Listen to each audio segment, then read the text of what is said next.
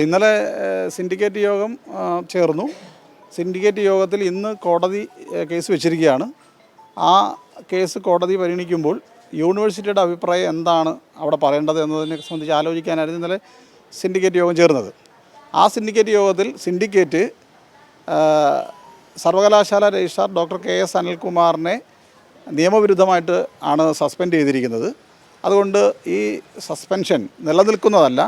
അതുകൊണ്ട് അത് റദ്ദു ചെയ്യാനും അവിടെ ഉണ്ടായ സംഭവങ്ങളെ സംബന്ധിച്ച് സമഗ്രമായ ഒരു അന്വേഷണം നടത്താൻ 3 അംഗ ഒരു കമ്മിറ്റിയെ നിയോഗിച്ചു. ഇത് ഇന്ന് കോടതിയെ അറിയിക്കാൻ സ്റ്റാൻഡിംഗ് കൗൺസിലിനെ ചുമതലപ്പെടുത്തുകയാണ് സിൻഡിക്കേറ്റ് യോഗം ചെയ്തത്.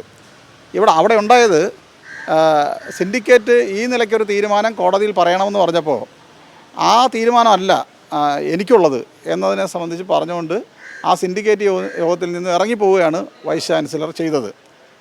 അപ്പോൾ എന്താ ചെയ്തത്?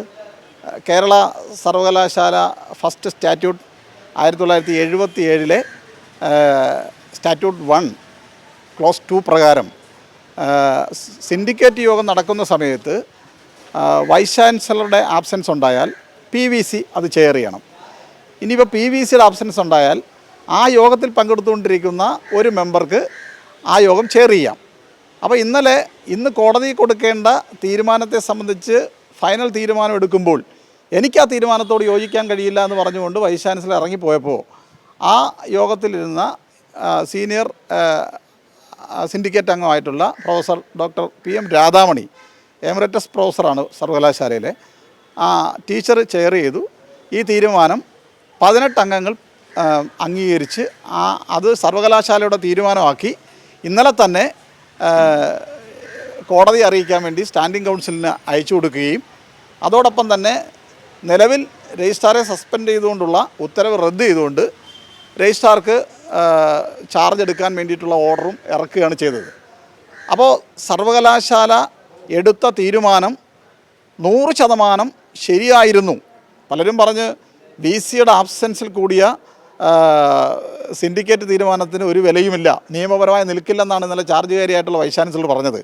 ഇന്നിപ്പോൾ കോടതിയിൽ ഡോക്ടർ കെ.എസ്. അനിൽകുമാറിൻ്റെ ഹർജി പിൻവലിക്കാൻ അനുമതി നൽകിയതോടുകൂടി ഇന്നലത്തെ സിൻഡിക്കേറ്റ് നിയമപരമാണ് എന്നാണ് ഇന്ന് കോടതി അംഗീകരിച്ചിട്ടുള്ളത്. അതിൻ്റെ അടിസ്ഥാനത്തിൽ ഡോക്ടർ കെ.എസ്. അനിൽകുമാറിന് രജിസ്ട്രാറായി തുടരാം. ഇത് കേരള സർവകലാശാലയുടെ സ്റ്റാറ്റ്യൂട്ടും അതേപോലെ തന്നെ ആക്റ്റിനും കിട്ടിയിട്ടുള്ളൊരു അംഗീകാരമാണ്.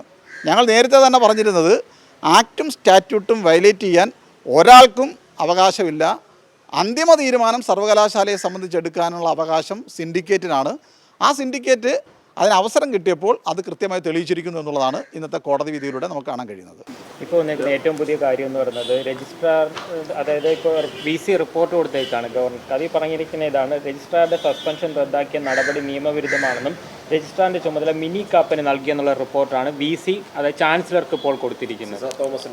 അല്ല, അത് ഇപ്പോൾ ഈ കോടതി വിധി വരുന്നതിന് മുമ്പ് അങ്ങനെ ചില കാരണം നിയമവിരുദ്ധമായ നടപടികൾ സ്വീകരിക്കുന്നവരാണല്ലോ കേരളത്തിലെ വൈസ് ചാൻസലർമാരായി ഇപ്പോൾ നിയോഗിക്കുന്നത് രാജ്ഭവൻ.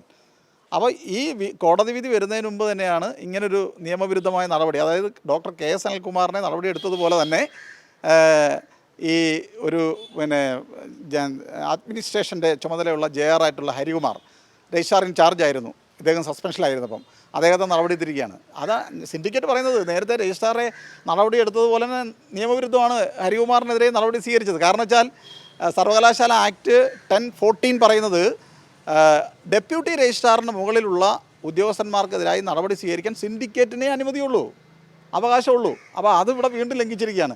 ഈ കോടതി വിധി വന്നതോടുകൂടി അതെല്ലാം പോയി.